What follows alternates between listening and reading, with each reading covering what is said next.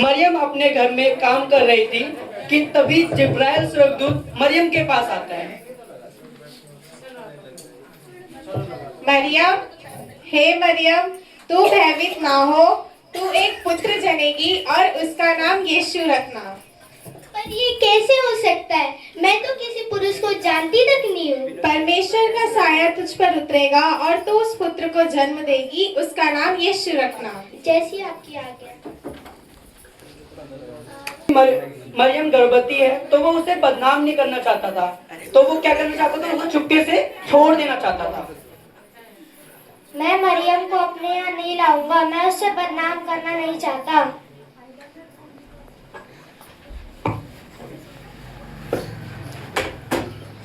हे यूसुफ, तू मरियम को अपने यहाँ लाने से मत डर, क्योंकि जो उसके गर्भ में है वह मनुष्य की ओर से नहीं परंतु पवित्र आत्मा की ओर से है।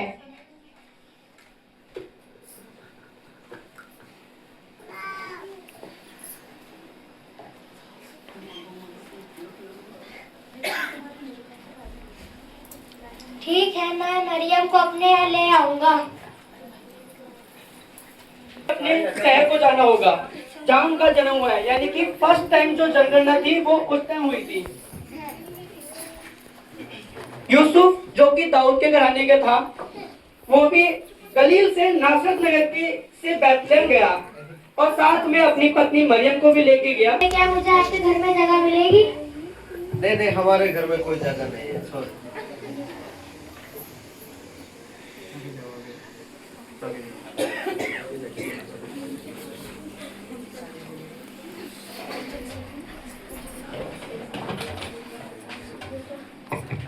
कौन है? मेरी पत्नी गर्भवती है, क्या मुझे आपके घर में जगह मिलेगी? नहीं नहीं भैया, हमारे घर में जगह नहीं, ऑलरेडी इतने बच्चे बैठे हुए हैं। जाइए, आप जाइए, दूसरा घर देखिए। मेरी पत्नी। कौन आ गया सुबह सुबह? क्या काम है? मेरी पत्नी गर्भवती है, क्या मुझे आपके घर में जगह मिलेगी? दिखाई दे रहा है इस घर में जगह है। यार हम तो मुश्किल से रहते हैं, निकलो यार, कहीं और जाओ। कहीं भी जगह नहीं मिलने की वजह से उनको पास ही में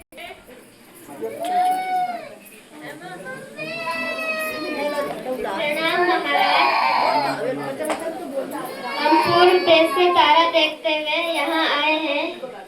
यहूदियों का नया राजा कहाँ जन्मा है? मेरे राजा होते हुए और कोई राजा हो सकता है? जाओ और जाके पंडित को बुलाओ और पता करो कि राजा कहाँ जन्मा है, मैं भी उसे प्रणाम करूं। प्रणाम कर सकते हैं।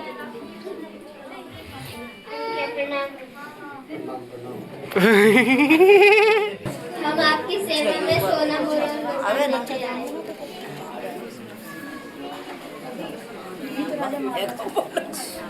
तुम जिस देश से जिस मार्ग से आए हो उस मार्ग से होकर मत जाना, वरन दूसरे मार्ग से होकर जाना। ठीक है।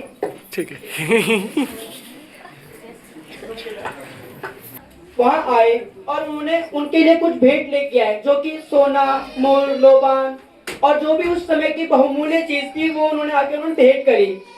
लेकिन क्या होता है कि तभी स्वर्गदूत उन्हें कहता है कि तुम जिस मार्ग से आए हो उस मार्ग को वापस ना जाना, क्योंकि उस समय एक राजा को अगर कोई दूसरा राजा जन्म लेगा तो वो क्या होगा, वो जलेगा कि मेरे राजा होते हुए भी कोई दूसरा कैसे हो सकता है। तो यीशु का सही स्वर्गदूत ने उनको बोला कि जिस मार्ग से आए उस मार्ग को ना जाना, क्योंकि एक राजा जल रहा था। तो इस समय तब 8 दिन पूरे हुए तो नामकरण के लिए महायाजक के पास यीशु को लाया गया। महायाजक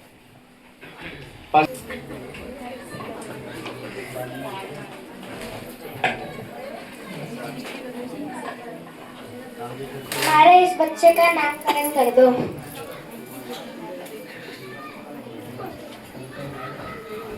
प्रभु, ये बच्चे के लिए हम धन्यवाद देते हैं। धन्यवाद धन्यवाद। इस बच्चे का नाम इमानुएल, यीशु रखा दिया जाएगा।